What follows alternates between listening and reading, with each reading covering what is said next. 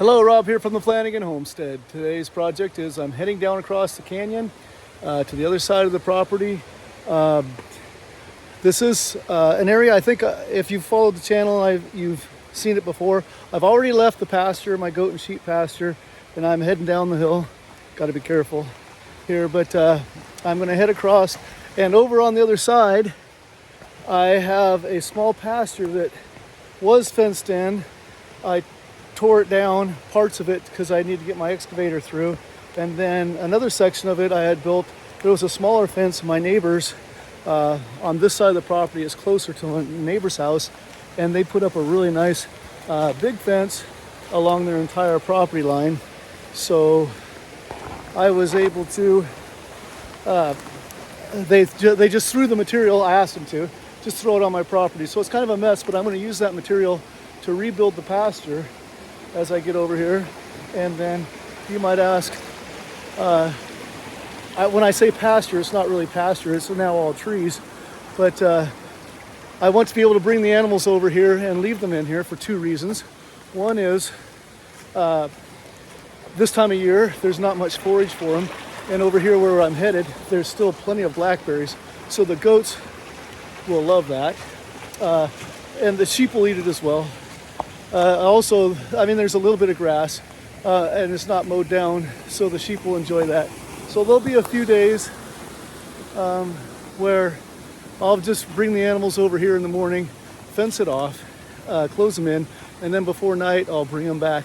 It's not a real long ways to get back here. The up and down the hill is a little bit of a challenge, but some people that haven't owned animals like this before is like, is it easy to get your goats and sheep over there? Do you need people to herd them and whatnot? But if you've trained them to a bucket of grain and you have a call and they see that bucket of grain, I can just walk right down over here and the whole herd will follow me here with no problem whatsoever. And then as it's getting dark, I don't need grain to bring them home. They want to come back and get in the barn. So, okay, this is a clip from the next morning showing you what it's like to get the animals to follow you down the hill. Come on, boys! Come on! Here they come. Come, boys!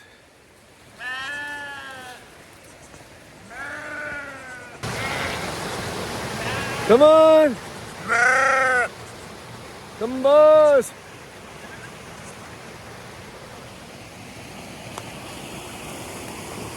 Come on! I know there's snacks on the way, but we'll get into the pasture.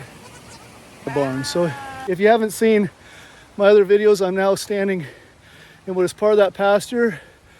Used to be Christmas trees over here, and then I've changed it into timber. I did have a small shelter that I can get, goodness, 10 goats can sleep in there and stay dry if they want, but they won't be staying overnight. And then off in the distance there, you can see where it opens up more daylight. There's blackberries and whatnot. And here's down here is kind of what's left of my materials, all kinds of stuff laying here. I'm going to rebuild the fence and take care of that. I packed light because I wanted to hike down here easy. I brought my small chainsaw because there's some branches in the way of where they want to go, and so the small chainsaw is really easy to build. I brought some wire cutters so I can snip wire. I cut these fences that are laying on the ground the length I want and cut wires off of it to use it to tie to the fence. And there's just a regular hammer. I didn't want to carry a fence post pounder down here, so pounding these fence posts in might be a little bit difficult, but I don't have a ton to pound in today, and I just didn't want to carry a fence post pounder down here. So anyway, let's get to it. Years ago, when this wasn't all grown up, I had a garden out there and different crops I was growing, and I have a water line that went here, and then it's above the ground here, but it's buried all the way down there and back up the hill. I had hired some high school boys to help dig a trench, and it's buried there. When I brought the excavator in, I broke that up, but I'm gonna keep that so that I can make it usable again. So there's an older fence here that's still established. This is the panel, one of the panels that came off the fence they tore down. I'm gonna create a gate right here to make it right down that road. I had a panel like that and another one here. And I don't know if you can see it through the trees, but there's where the old fence ends. There's a bunch of ripped up wire balled up there that I need to straighten out and make this a nice fence again. First things first though, this cedar tree has grown up and has got branches in the way, so I got to get rid of those branches.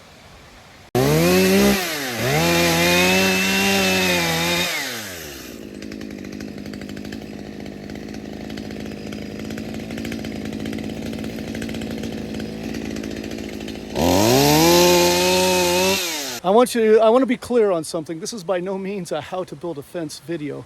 I just wanted to show you that, you know, a guy has some property, he had some fence over there that he needs his animals to help clear and a place for them to eat. There's been a good perimeter fence around here. It was pulled tight and everything, but I had to rip some out, and we're going to replace a 30-foot section. So with some simple tools that'll be good enough to keep some goats and sheep in here hopefully tomorrow. So this is just get it done. These are not the proper fence building tools. This is not how to build a fence, but this is the reality of sometimes on a homestead. You just need to get this done so the animals can be in here tomorrow, and we'll fix it up as need be. Also, probably by the end of this, since they're going to be out here, I have the small chainsaw here. A lot of these trees that have the low hanging branches and the one that are damaged, you'll see me probably cutting some of those off, trying to let more light in here so that the grass can continue to grow when I do have grass in here. So I'll have my reserve pasture for the sheep. All right, I'm going to put this panel up right here. It's going to straddle the whole road.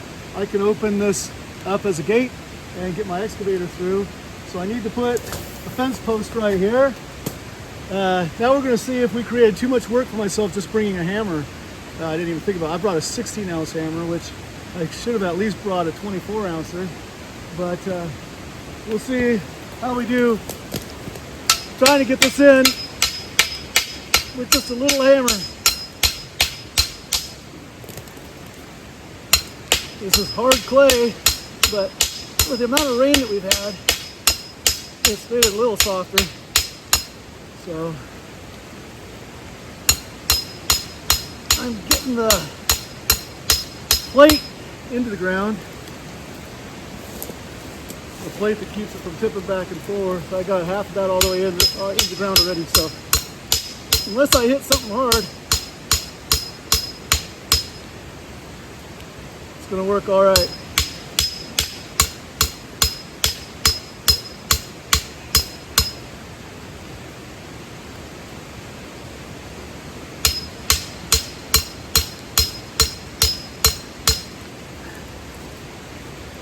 Well, that wasn't so bad. We made it. Fence post pounder. There's the panel on the ground I'm going to use as a gate. There's the post I just put in, and we're going to run it up the steep hill. I got to clear some ground and run it up to the fence post.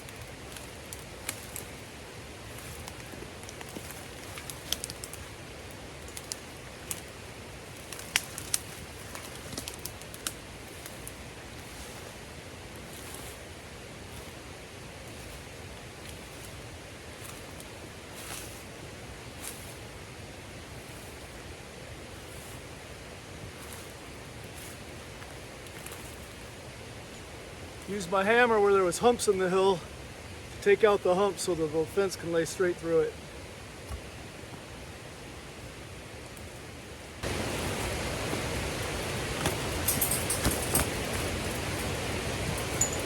Piece of fencing from when I was torn off my old fence. Let's get this laid out. I'm going to have to cut it at angles because it's coming down. So obviously the top piece is going to be a lot longer than the piece down here on the bottom.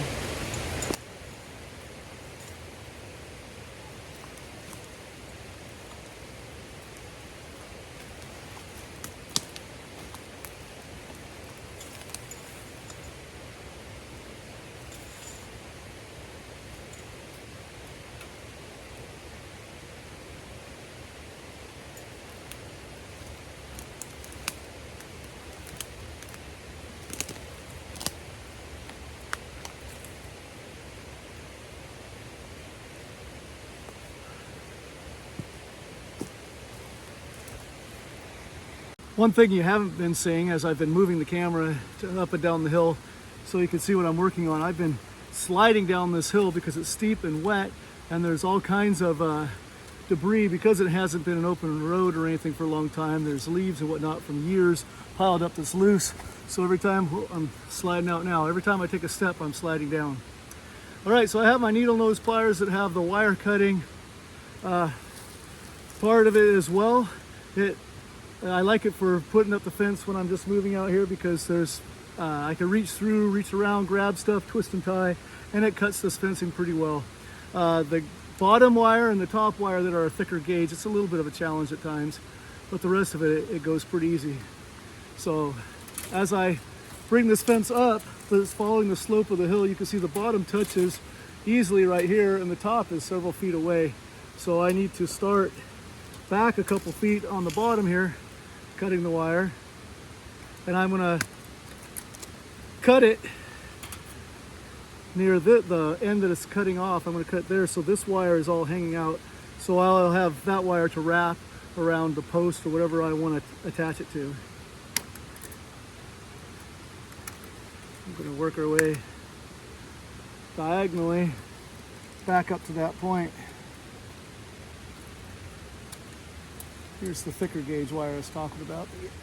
Got to give it a little bit more, but it still works. Careful when it's bent back like that. You don't want it coming back towards your eyeball. Here's the bottom gauge. It's also thick. Let's see how we did. I didn't measure anything out, so we might have to make some adjustments, but let's just see. Oh, this is going to work perfectly. Done this a few times. Know how to approximate things.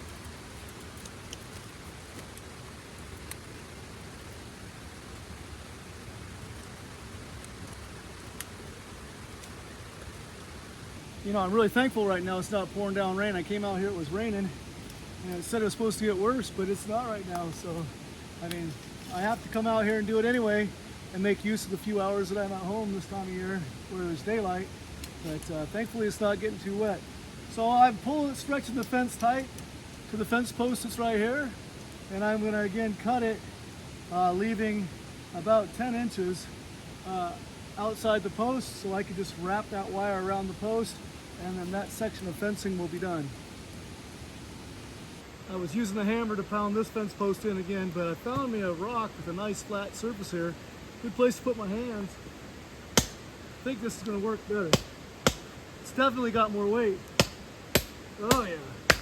Oh, well, until you break the rock.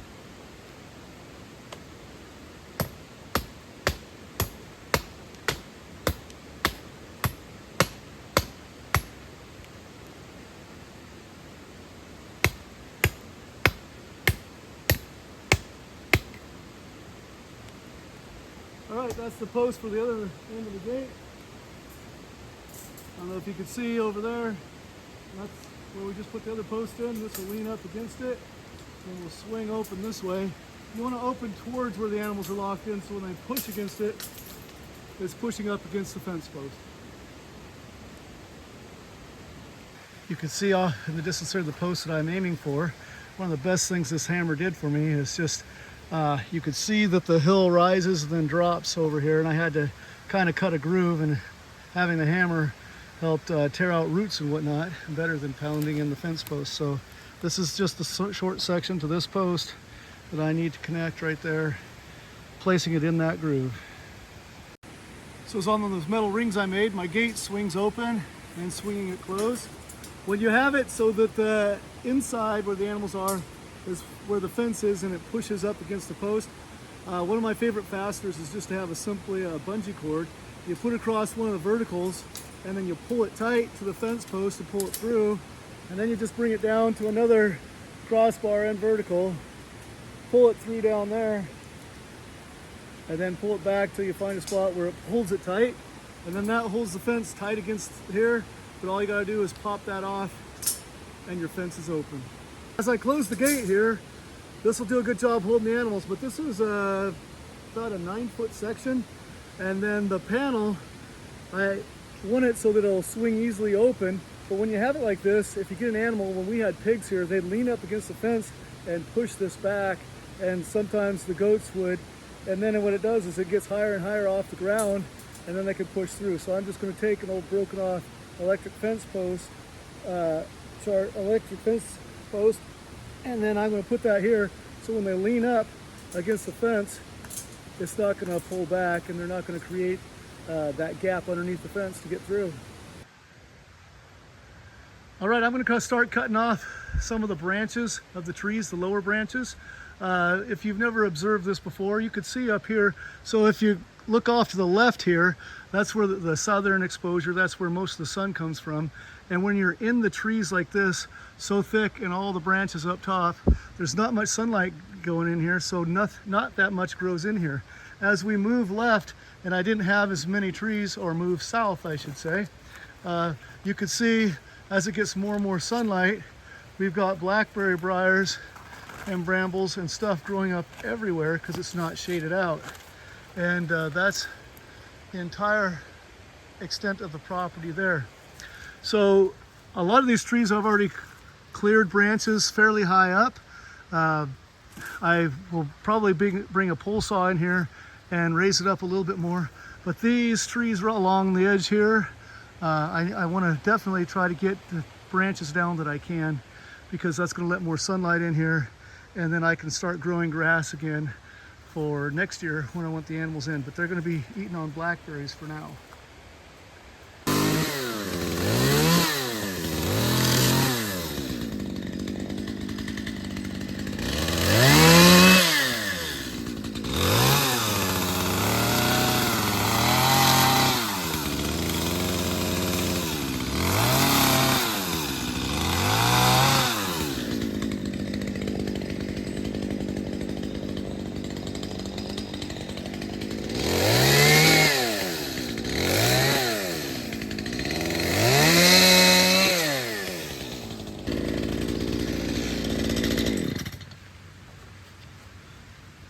You have to be careful when extending a chainsaw really up high above your head, because when you're trying to reach stuff, the tendency is want to use the end of this to hit that. Well, the chain is going such a way that it wants to kick back.